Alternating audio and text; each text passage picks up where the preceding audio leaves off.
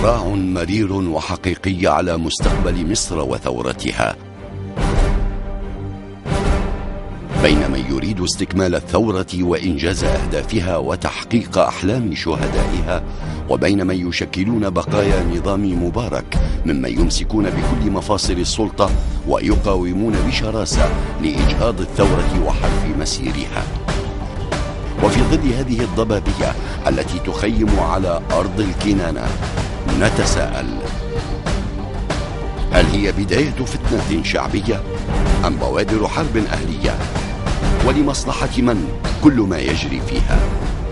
إلى ما ستفضي التجاذبات السياسية والسجالات الانتخابية لبلوغ سدة الرئاسة؟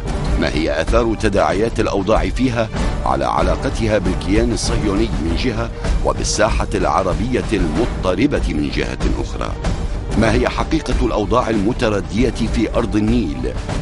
وإلى أي حد تفشت الأمراض العصرية كالفقر والجهل والبطالة والتفكك الأسري والفساد الإداري والصراع على السلطة؟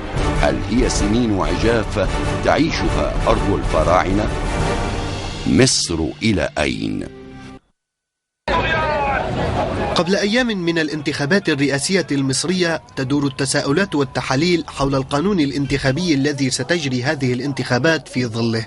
القانون المنشود الذي ولد من رحم المجلس الأعلى للقوات المسلحة تم المصادقة عليه دون أن يعرض على مجلس الشعب المصري، ما أدى إلى اعتراض العديد من الأطراف السياسية في البلاد.